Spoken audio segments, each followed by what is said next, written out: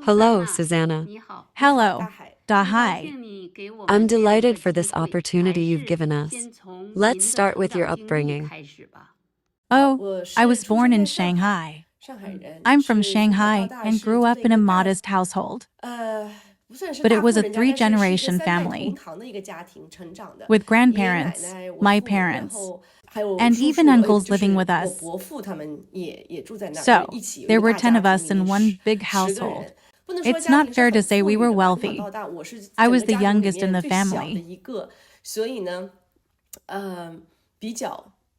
But I had a sense of freedom and a relatively relaxed life since I can remember. So, it was quite carefree, without the pressure of life. We always had a nanny at home. This nanny was actually taking care of my grandparents. So, there was always a nanny at home. We had different nannies over time, so I didn't have to cook or do laundry. It felt like household chores were not my responsibility at all. My parents handled many things. It felt like you were quite well off. Back then, having a nanny was not something many families could afford. Of course, I didn't have a concept of money at that time. It felt like I knew that some classmates didn't have nannies, and their families were smaller. Some didn't even have flush toilets. But we did have them at home. I didn't feel like we were very wealthy, though. How many siblings do you have? I have an older brother, just the two of us. We lived in a suite. There were 3 households in total. One was my grandparents, one was my family, and the other was my father's brother's family. So, 3 households shared one entrance. You attended primary and secondary school in mainland China, right? Yes. Back then, I didn't have a strong feeling about school. From childhood, I wasn't really enthusiastic. I preferred shortcuts. I didn't feel particularly passionate about studying. It wasn't until I reached college, after coming to the United States, that my whole life took a 90-degree turn. I had already learned English in China, in high school and middle school. We had to learn English. It was just basic grammar, though. But when I came to the United States, having that foundation helped. So, my adaptability was relatively strong, and my language skills were decent.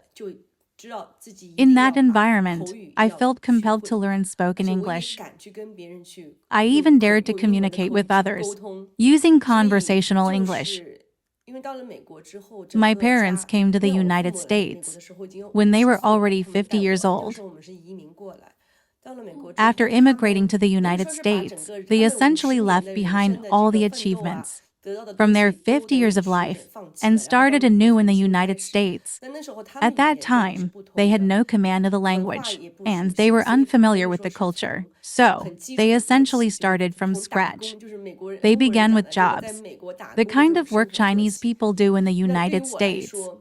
For me, when I had just graduated from high school, at 17 or 18 years old, I was getting ready to go to college. I had to become their eyes, ears, and mouths, helping them see, hear, and speak. Even when they went to find jobs, they couldn't communicate in the language. So, I accompanied my parents to look for jobs. It truly felt like I went from a sheltered environment to the real world. All of a sudden, I felt. From that moment on, my life's responsibilities have started. Can I ask a question? What were your parents thinking at the time? Why did they want to immigrate to the United States? My mother's sister had already come to the United States in 1985, and she applied for immigration back then, after she became a citizen, and then she applied to bring my mother. So, it's like sibling immigration. And from that time, which was in 1985 when I was 17, we waited for a full 13 years. In the 1980s, my mother was relatively young. They thought, we might be able to go to the United States in the future. The American dream is quite a marvelous dream, you know. Bringing children to the United States, it's not bad. They didn't want to miss it. It's just a simple thought. So, your whole family all came to the United States together? My brother couldn't come because he was overage at the time. If he were to immigrate through sibling immigration, children couldn't be older than 21. And my brother is 6 years older than me. He later came on his own for education. But it's good that the whole family reunited in the United States. So, what did you major in at university? I went to the University of California, Los Angeles, UCLA. I majored in economics. In Chinese families, especially in our family, economics and business are emphasized. So, this financial and business mindset is quite strong. For me, things like becoming a doctor or a lawyer were never within my range of choices. I never even thought about it. So, what was closest to this business mindset was probably economics. In that school, business was the closest thing. So, economics was what I chose to study. Economics is quite abstract. I still think it had some overall concepts, but it was still relatively abstract. Yet college life is quite memorable. The school was quite good. The students were very hardworking. I felt compelled to work hard as well, because in an environment with a lot of Asian students, the competition was quite strong. For me, English wasn't my first language, so understanding textbooks and class content took some time. I had to spend some extra time on the content, although my final grades were quite good. The process was quite challenging, and I cried many times, especially during exams and such. UCLA, the university is large. The classrooms are also quite big. In a classroom, there were over 300 students. It was a lecture hall, like a theater, with the professor at the front and the students below. Whether students liked to listen or not is up to them, like a theater-style classroom. So, in that environment, if you wanted to do well, you had to rely on your own efforts, but not professor. Because after an hour of class, the professor would leave, and then you were left to figure out how to absorb the information. And this is relying on your willpower and the ability of study. Oh, I think you're quite remarkable. When you first arrived, you immediately faced going to university. And your language skills, which were already strong when you were in China. The adjustment period wasn't very long, right? You quickly became similar to the students who spoke English as their first language. Oh, not exactly. Not exactly. I definitely had an accent back then. I actually started working while I was still in the US. I actually already have a job. I think it was about 2 weeks after I arrived in the US. I started working at Panda Express, the fast food chain. I worked there for about 4 months. Then, I joined a nonprofit organization. Everyone there was Western. While I was attending school, I was also working. There are mostly Westerners in that environment. I remember that during that time, I was too afraid to speak.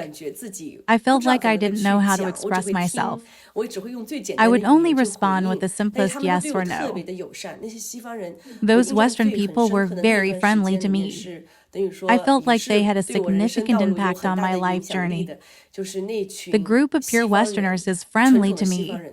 That laid the foundation for my confidence in speaking and learning English. Yes, that's the way to say it.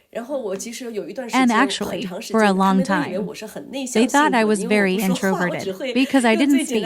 I would only respond with yes or no. It wasn't until one day that I realized I can actually speak. I can communicate with them using language. Though my speaking wasn't very fluent, they still listened to me attentively and responded to what I said. During that time, I realized I could speak up. In terms of language, in English, you need to read, right? And speak. Some people can speak, but that doesn't necessarily mean they can write. If you can write, you can definitely read. Being able to speak doesn't necessarily mean you can write or read. I think I adapted relatively quickly in the US. After all, I married a Western husband later on, so it's for the same reasons. Oh, you quickly integrated into this Western society and understood their culture, their way of life. You also became very accustomed to life here. Yes, I mean, very easily able to adapt to a new environment. I may have a relatively strong adaptability. After graduating from college, I worked during my college years as well. But at the same time, I also had something called an internship at a bank.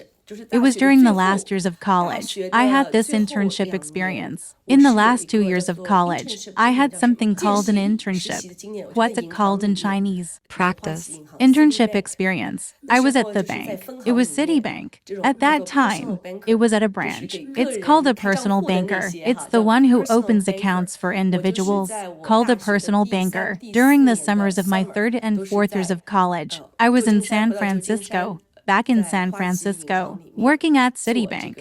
As an intern, I probably worked for 2.5 months, and they liked me. So when I graduated from college in 2003, they immediately hired me for a full-time position. I was very fortunate. From my third and fourth years of college, I entered the banking industry, and that's how I gradually transitioned from the branch level to dealing with clients within the branch, facing clients.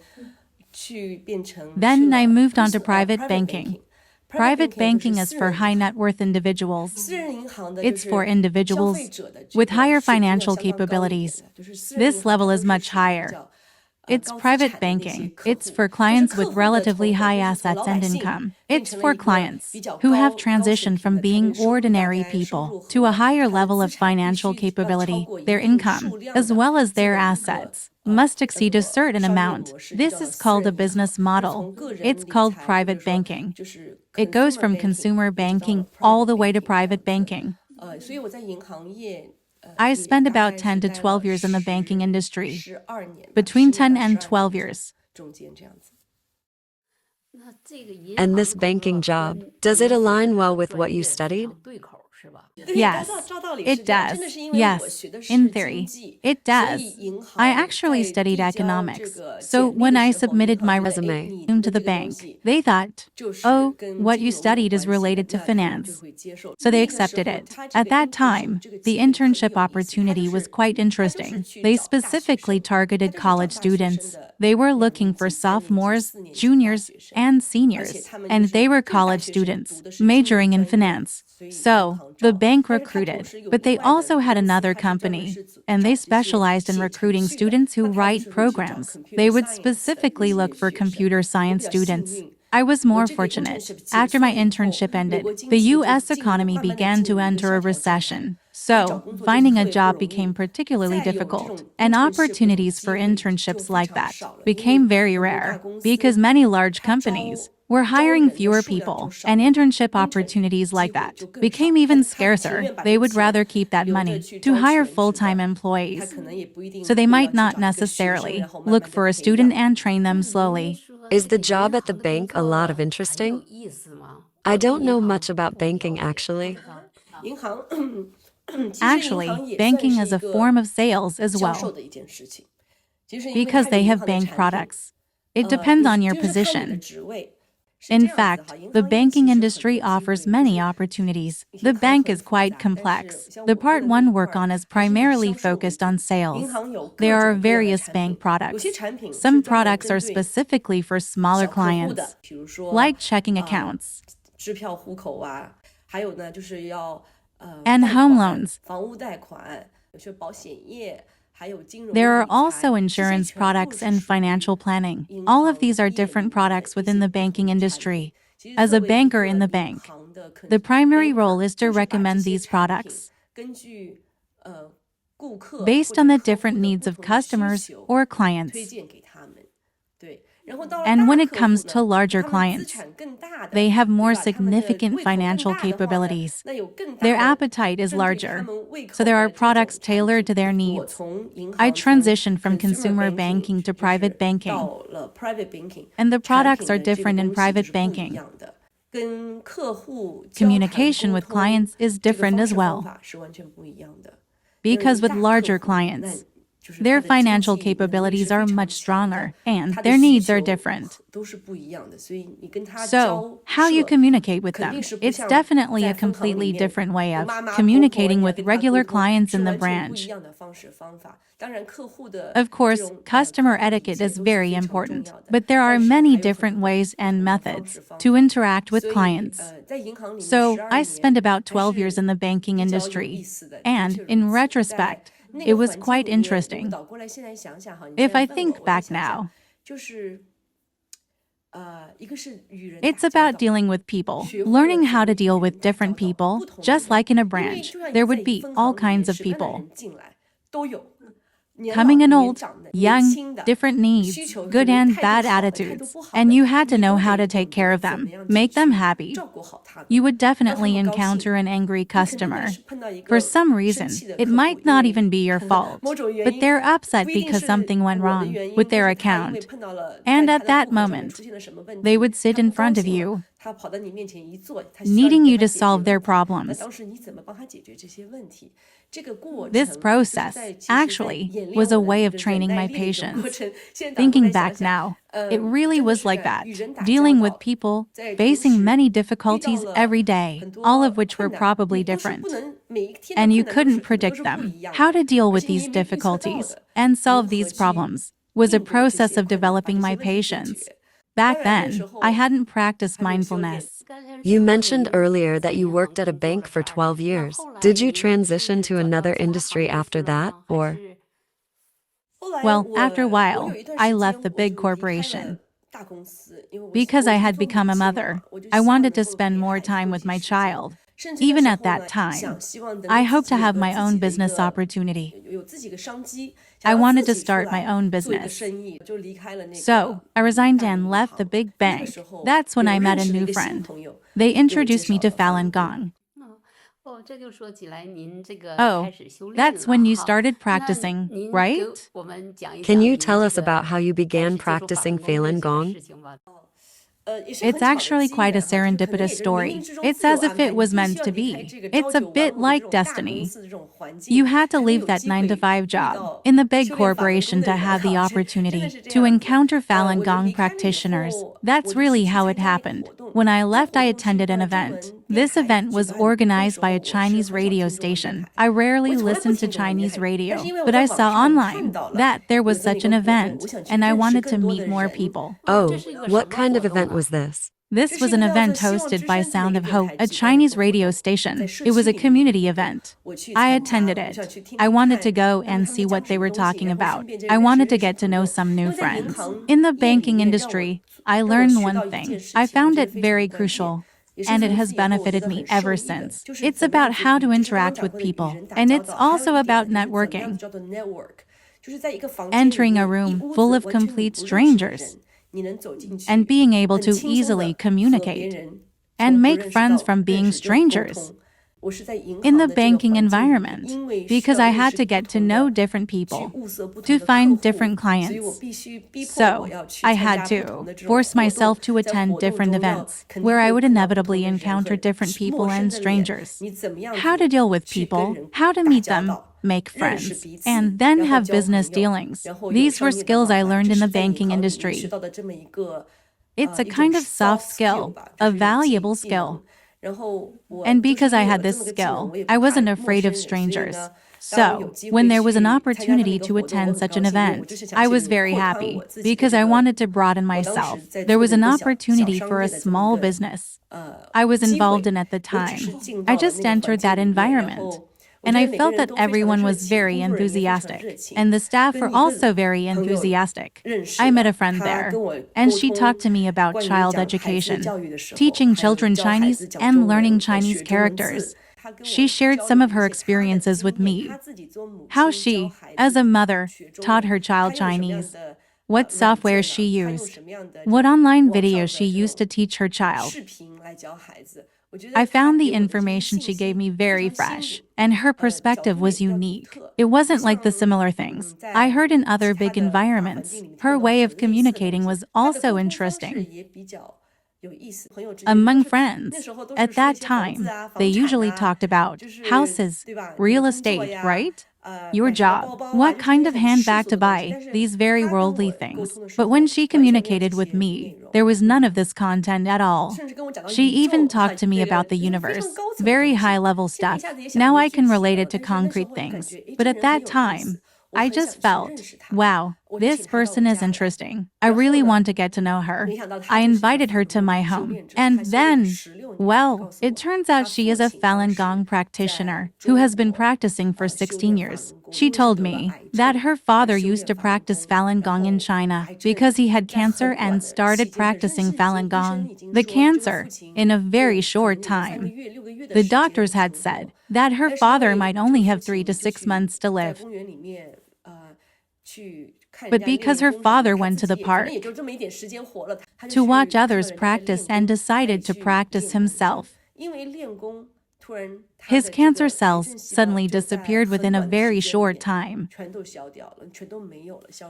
He was completely cured. He started practicing until the persecution of Falun Gong began, and he was ultimately persecuted to death. I grew up in China for over 17 years, and then I came to the United States. I still have strong feelings for China. From her, I heard such a story about an ordinary person wanting to practice and be a good person, wanting to improve their health through practice, but in the end, they were persecuted to death. This had a profound impact on me. I was shocked. Can I interject? Before this, did you ever hear about Falun Gong?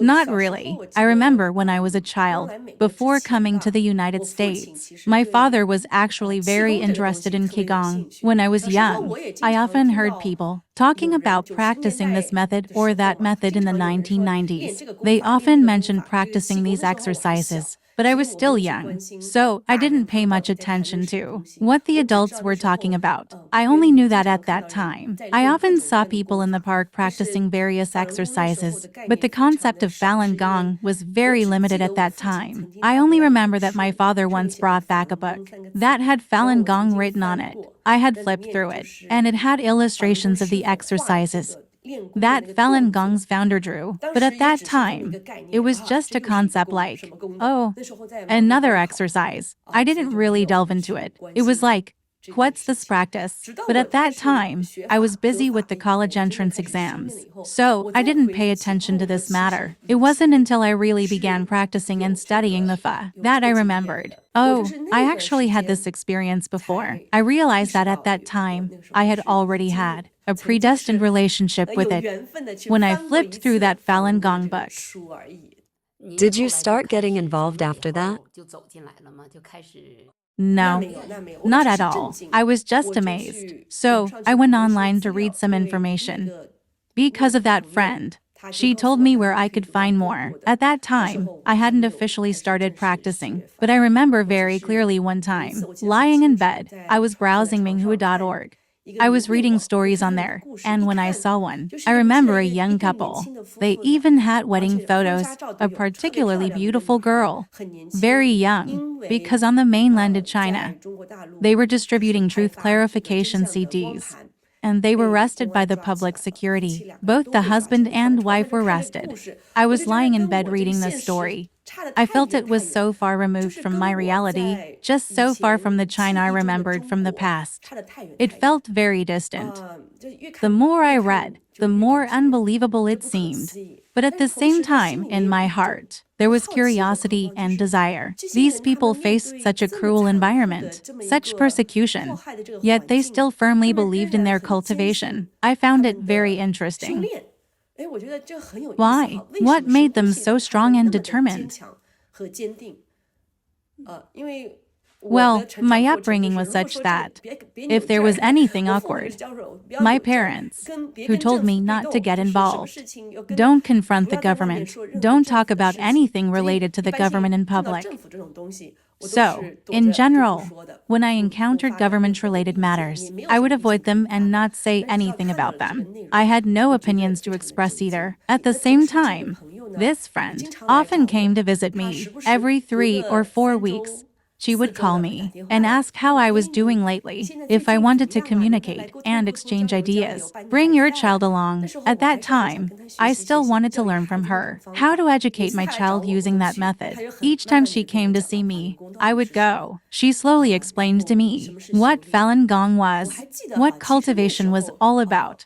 I still remember that time. It happened to be a period in my life when I had just had a child about 2 years ago. In my life, I was relatively stable. I had bought a house, had a car, and had a family. I was quite content.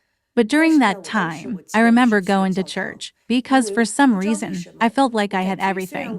My income was good as I was working in a big bank, but I felt in my life that something was missing. I felt there was something missing in my spiritual life. I also knew that from childhood to adulthood. Even though my family never talked about gods or Buddhas, my mother and parents would go to temples to pray, but they never told me the purpose of their worship. I only knew they were asking for something. But for me, I believed there was an image of God. I don't know why. From childhood to adulthood, in my heart, I believed there was a God. During that time, my child had been born. I suddenly had a kind of longing. I wanted to know the purpose of life. Is it just about living an ordinary life? I thought I should go to church. Because my husband is a Christian, I went to church by myself. I didn't get any response from the pastor at the church because what the pastor was preaching seemed very mysterious to me. But because everyone was in that environment, I persisted and went a few times. Meeting this friend was truly, after I had been to church a few times, when I didn't feel a resonance. It was in that environment, and during that time that I met her, she was telling me what Falun Gong was at the time, and I found it very interesting. So, I asked her, "Hey, I've been going to church. Can I also learn Falun Gong?" She laughed at that moment, and then she said something very seriously that also shocked me at the time. This is one of the reasons why I later practiced. I think there are several reasons for this. One of the reasons is that she told me that Buddhism is beyond Christianity. Her point was to tell me that it's either Buddhism, Falun Gong, or Christianity. And you can't learn both of these together. That's what she meant. But at the same time, she told me that Buddhism includes Christianity. I was shocked for quite a while. My heart felt like a drum because I was struggling about what I should learn. Should I learn Buddhism or Christianity? Suddenly, a thought came to me. If I can learn Buddhism, which is bigger than Christianity, why not learn something bigger rather than? Let me interject here. So, she said, Buddhism is bigger. And did you really believe what she said? Well, the process she talked to me about took some time. She gradually explained it to me. At the time, she was telling me about truthfulness, compassion, forbearance, and cultivation. She told me that cultivation is about cultivating truthfulness, compassion, forbearance. When I heard these 3 words at the time, I was also very shocked. It was like having a sudden awakening. Hey, these 3 words are very interesting. She added another sentence. She said she hadn't taken any medicine for 16 years. At that moment, I thought, oh, you can go 16 years without medicine and still be a good person, practice truthfulness, compassion, forbearance. I thought this was a good thing. Although the words cultivation were very unfamiliar to me, because in my childhood, I would see monks in movies, and they would go out to cultivate. Their form of cultivation seemed completely foreign to me. But when she was explaining this concept of cultivation to me, slowly, this word left an impression on me. But it wasn't very deep in my mind at the time. But when I actually started studying Falun Gong's main text, Chuan Falun, and it talked about cultivation, I suddenly felt very close to this word. Even though it was unfamiliar, it felt familiar, like I had been waiting for a long time. But I didn't know what it meant. What true cultivation really was like. It wasn't very clear, but it was because of these few things my friend told me. I thought, hey, I can go and learn and understand. Then she recommended that I read the book Zhuan Falun. I read it several times before truly understanding the concepts. I later heard that many people read it all at once the first time. But for me, reading takes time. I need to digest it slowly. So, Zhuan Falun, although initially not fully absorbed by me, left an impression. Yet my friend, she guided me and said, you've started reading Zhuan Falun now. Come tomorrow, and I'll teach you the exercises. So, I started practicing. She guided me and said, I was willing to participate and do whatever she suggested. I was willing to follow her guidance. And I told her, I find Zhuan Falun profound. But at the same time, its language is simple. Yet, I haven't fully grasped its meaning. I said to her, I have many questions. I actually wrote them down. I asked her questions, and she answered them simply, based on her understanding. Her simple answers deepened my impression of Zhuan Falun. Then she recommended me to read the book Falun Gong. When I read Falun Gong, I understood why so many people practice. This is the purpose of life I was seeking. What is the purpose? The purpose of life isn't just about real estate, money, or comfort. The purpose of life is to return to one's true self. Returning to one's true self has a profound meaning. So, I instantly knew that this was what I wanted to cultivate. Although I didn't fully grasp it at that time, I believe I was willing to continue practicing. That's how it was at that moment. I might have obtained the fa. You've had exposure to Western religions, and now you've embarked on the practice of Falun Gong. Could you talk about the differences between them? What distinctions are there? I'm not familiar with Western religions, and my knowledge of them is very shallow. I've only been to church a few times to listen to pastors. Perhaps just a few times.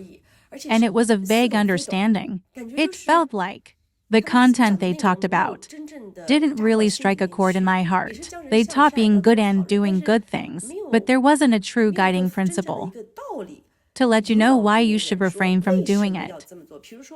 For instance, they might say not to smoke or drink, which they also mention in religions. But different religions have different ways of saying it. But they say it's bad for your health. They simply say it's harmful to your body.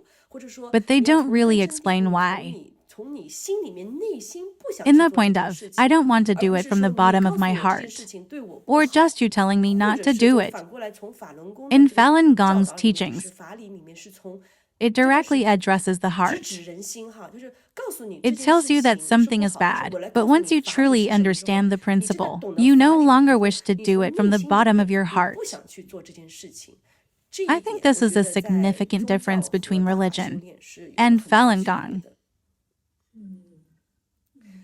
And I feel that in Western religions, many times, it's more about following formalities. It feels like everyone is there because it's an upper-class environment. Everyone goes there, and you feel like you're part of an upper-class circle. And in their religion, they often rely on these donations. They call it tithing. Every time you go to church, they ask for donations. Of course, you can choose not to pay, but you might feel guilty. It's because their churches rely on this. This is how they operate. But in Falun Gong, there has never been any requirement for practitioners to fundraise or donate. There has never been such a demand in Falun Gong, and nobody easily does that. But in organized religions, this is something that must be done. If you don't do it, you might feel like you're letting down your identity as a member of the church. Oh, I have another question. Regarding what you just mentioned, your friend introduced you, and she hasn't seen a doctor for 16 years. Does that mean that practicing means you don't need medical treatment? What about other practices like Western religions? Going to church, or monks practicing in temples? Do they never get sick? Do they not need medical treatment either? Oh, I see. Actually, my understanding at that time was that she hadn't seen a doctor for 16 years. And it's not because she personally felt that during her practice, the purification and cultivation had benefited her both mentally and physically. And she didn't feel the need to see a doctor. She said that when she didn't feel well physically, she practiced. That's how it was. It wasn't that it was absolutely forbidden to see a doctor. But during the process of cultivation, after Master cleansed our bodies, once the root causes of illness were removed, there really was no need to resort to conventional medical science for treating illnesses because they were no longer needed. I found it interesting at the time. My initial understanding was that, in Falun Gong, you don't need medical treatment, you don't need to take medicine, so I decided to give it a try. I thought, when I encountered physical discomfort, it became a significant test. Let me give you an example. I started practicing Falun Gong, and it was around the time when I had my second child. I began practicing right after giving birth to my second child. When I had just started practicing, one day, I suddenly experienced something. I woke up, and my right arm couldn't be raised. It just couldn't be raised. It was painful to lift it even a little. My entire upper back and arm were in excruciating pain. I had no idea what was going on. At that time, I was in pain. I wanted to take painkillers because, throughout my life, I would take painkillers for headaches. I was used to taking painkillers. But at that moment, my first thought was, I can't take medicine. My understanding of Falun Gong was quite superficial at the time. I thought, oh, I can't take medicine. So I didn't. But the pain was real. And it was a pain that made it impossible to sleep. Then, I remembered a fellow practitioner who told me, if you really need to take medicine, it's okay, but request master's assistance. So, I took half of a painkiller. I cut it in half and took it. I felt a little better the next day. Then my friend called and said, just do the exercises. I said, but my arm can't even lift up. How can I do the exercises? She said, no matter what, you must do it with determination and ask Master for help. I said, okay. So I went to do the exercises. I could only lift my left arm because I couldn't lift my right one. I persisted in doing the exercises because I felt that it was a matter of belief or disbelief in cultivation. In religion, it's also a matter of belief or disbelief. In this kind of environment, you either go to the hospital or the emergency room. But I believe that if I went to the emergency room, they wouldn't be able to diagnose anything. I hadn't had any accidents. So, I went to do the exercises. It was that simple. My friend told me to do it. And I did it. I remember when I was doing the wheel holding exercise. I was in a small room. I closed the door and shut the windows myself, holding the wheel. Suddenly, I felt a breeze. A gentle breeze brushed across my face. I found it quite interesting at that moment. How could there be a breeze? I hadn't opened any windows or doors. Where was this breeze coming from? Later on, after I delved deeper into the practice, I believed that it was the Falun repairing itself. That's why I felt that breeze touched my face. I noticed that after practicing the wheel holding exercise, I could fall asleep that night. I could sleep without taking any medicine. The next day, although I was still in pain, this painful sensation gradually, slowly, just like that, disappeared within 3 or 4 days. At that time, of course, I continued to study the Fa. My friend also told me to study the Fa, to hold the wheel, and to do the exercises. Don't think about anything else. Well, wouldn't your husband be worried about you not seeking medical help? You didn't go to see a doctor or anything. Oh, he's a Westerner, and he values freedom quite a lot. He believes this is your freedom. He might say, well, why don't you go and get it checked out? But after seeing me, it was like it wasn't a big deal anymore. He didn't insist that I go, didn't insist that I must go. He didn't pressure me. During your practice, did you experience any other unusual sensations, or perhaps any other special abilities? No, I didn't. I didn't have any special abilities. In fact, during my practice, I often felt the Falun rotating. That's true. I remember when I was pregnant, just starting to learn the practice, when I had a big belly during the hand gestures, with both hands placed in front of my abdomen. I felt it was rotating. Of course, I thought at the time, oh, the Falun is spinning, but it might have been the baby moving inside my body, because she could feel that energy field. So the baby was constantly moving inside. I thought, during my meditation, I could often sense the Falun rotating, as long as I was very focused during my meditation. While meditating, when I opened my hand to rotate, I could feel the Falun. It was spinning, whooshing all around. My entire arm was spinning. If I hold the wheel in the right posture, I can also feel the Falun rotating. Oh, that's great. Yeah.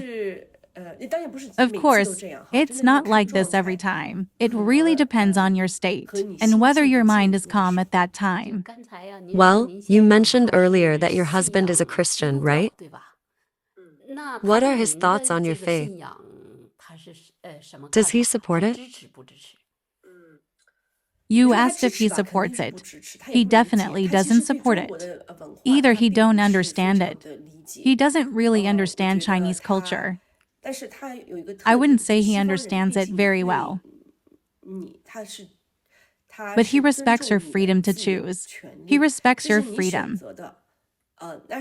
Also, he understands that it doesn't affect the family. I still have to take care of household matters, the children's education, and household chores. It doesn't delay family matters. It doesn't affect his life. Of course, it's a long process, and it's not something that can be done in a day or two. It's a process of cultivation and a test. From his lack of understanding and opposition to now not interfering. You could say that he supports it. He doesn't say, hurry up and practice. He doesn't say that. If I go out to promote the Fa or to attend an event, he says, oh, then I'll come. Would you take care of the children? Is that okay? He says. Sure. He uses his own methods to support what I believe in. But you could say he doesn't necessarily understand what I'm doing. I don't think he fully understands, but he doesn't interfere. And that's a form of support. Well, that's good too. How did you manage it? It's also a process of 10 years. Just like I mentioned earlier, you have to make various preparations. For example, if I have to go out, if there's a big event today, like a significant Falun Gong activity, or media involvement, I need to consider feeding the children. Where will we have our meals at home? I take care of all these things. So, I plan my time early in the morning. I need to get these meals ready at home first, so I can go out. My husband has a characteristic. As long as we have these dishes at home, he's fine with looking after the children. He also enjoys being with the children. Of course, there may be conflicts and schedules sometimes. That's a matter of communication between us. I must clarify this with him in advance. I need to tell him about my plans for the next 2 days and what I need to attend. Please help. How can we cooperate well? What do I need to do to lighten your burden? I must communicate these things with him in advance, just like that. In the past, just leaving without preparation, I know it won't work in the long run. I must consider his convenience. So I try to figure out how to lighten his burden, like this. Therefore, I feel that many times. As long as he has fun with the children, I can handle everything else in advance. Even after coming back, I still need to take care of things at home, like the kitchen. Well, listening to you talk so much today, I feel very benefited and inspired. Thank you, Susanna, for giving us so much of your time. You've spent your precious time. Thank you, Dahai. I'm very glad to have this exchange with you.